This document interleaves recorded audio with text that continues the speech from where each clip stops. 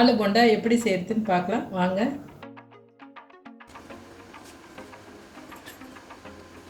உருளைக்கிழங்கு வேக வச்சது 4 எடுத்து வச்சுருக்கேன். கடலை மாவு 1 கப் எடுத்திருக்கேன். ஆனியன் ஒரு சின்ன கப்பு, பட்டாணி 2 பச்சை மிளகாய், கொஞ்சம் கொத்தமல்லி, 2 ஸ்பூன் மிளகாய்த்தூள், மஞ்சத்தூள் 1 ஸ்பூன், கரம் மசாலா 1/2 ஸ்பூன். இப்போது மாவு கலக்கிடலாங்க. இப்போ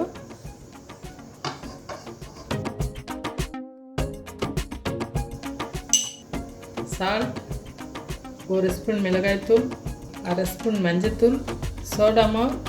இப்போ மாவு கரைச்சிடலாம்.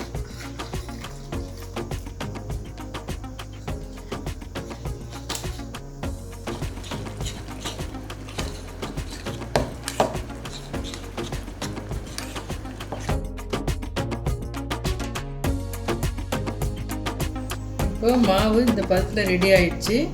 நம்ம நெக்ஸ்ட்டு பூரணம் ரெடி பண்ணிக்கலாம். பூரணத்துக்கு இப்போ உருளைக்கிழங்கு மசிச்சிடலாம். அவ்வளோதான், மசிச்சாச்சு. இந்த மாதிரி பாத்திரம் வச்சுக்கோங்க.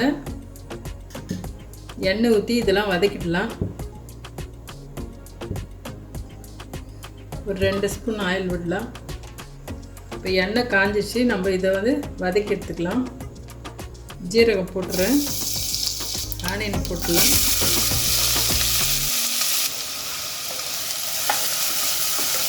ஆனியனை நல்லா வதக்கிடலாம்.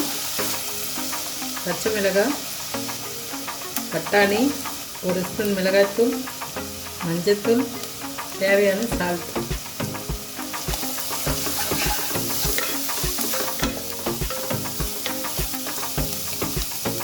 இந்த பச்சை பட்டாணி கொஞ்சம் வதக்கணும்.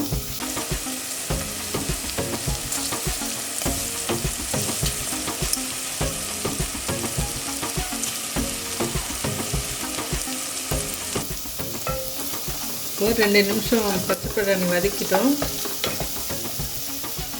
கரம் மசாலா போடலாம். இதை மசிச்சு வச்ச உருளைக்கிழங்கு போட்டுடலாம்.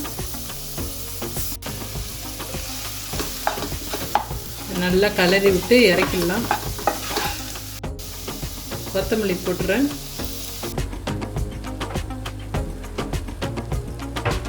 இதை ஆறிச்சு உருட்டிடலாம்.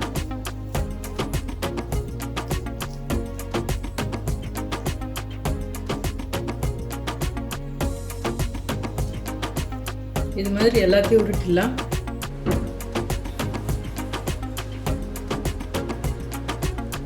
இப்போ இந்த பூரணத்தை எடுத்து இப்போ இதை டிப் பண்ணிட்டு இப்படி போட்டுருங்க.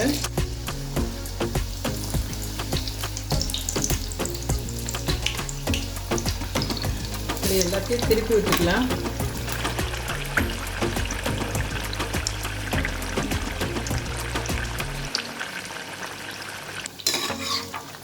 மீடியமான தீயிலே வச்சு எடுக்கணும். இது